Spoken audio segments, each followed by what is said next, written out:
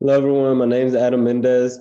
Me and my group are going to be going over Unit 5, Media Fundamental and Print Media.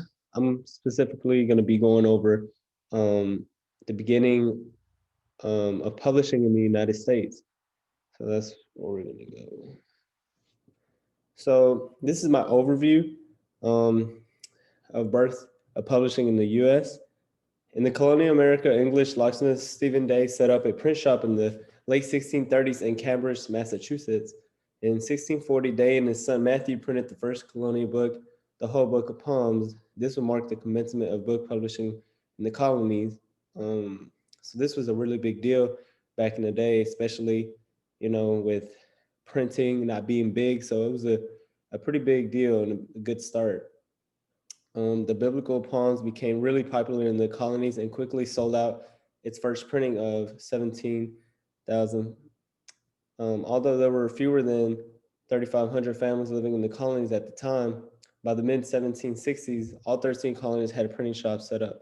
This comes to no surprise because printing became popular really quick and it grew really, really quick, and demand was high. So that was not a surprise. In 1744, Benjamin Franklin had worked in printing shops, imported Samuel Richardson's Pamela or Virtue Rewarded from Britain, the first novel sold in colonial America. Pamela and Richardson's second novel, The History of the Young Lady, had an impact on the middle class and especially women who, at the time, were beginning to gain social identity as individuals apart from their fathers, husbands, and employers. The novels had a great impact to the take on seriousness and importance of life of women. So obviously with printing growing and growing, it had an impact in society, especially for women back in the day, because we all know it was really tough with everything going on, and it really shined light on what needed to be worked on. So this is my overview being continued. By the 19th century, the demand for books was increasing and demand was high.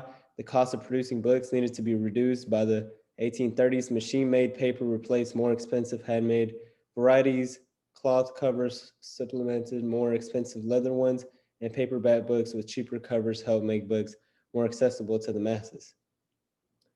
In the 1880s, the introduction of linotype machines enabled printers to save time by setting type mechanically using a typewriter-style keyboard, while the introduction of steam-powered and high-speed rotary presses permitted the production of more books at lower cost.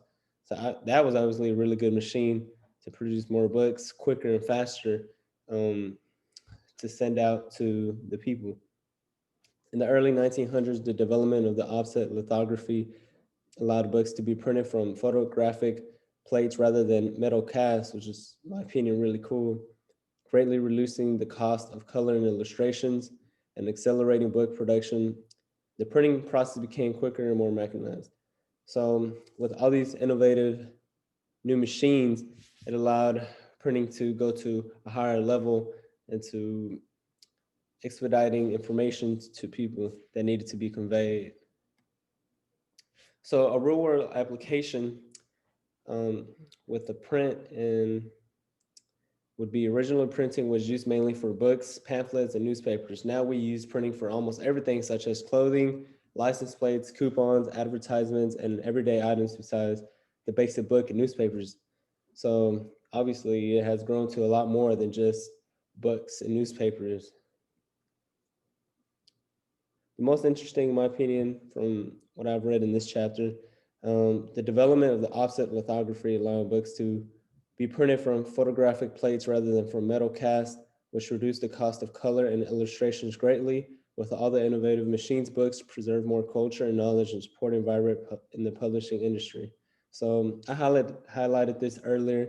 I thought that was really cool because it allowed, you know, more production for less cost, and that was really big for a lot of people back in the day trying to produce newspaper and books.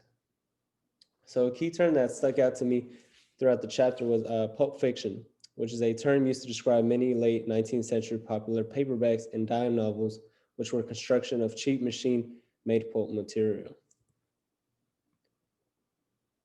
So I want to end off with the discussion questions. First one being, do you remember a specific time where a newspaper article or a book impacted your life? And what negative effects do you think would have occurred if print media was never invented? So there I'm leaving some good questions, hopefully, to create a good discussion in our group. That's going to conclude my Unit 5, Publishing of the United States.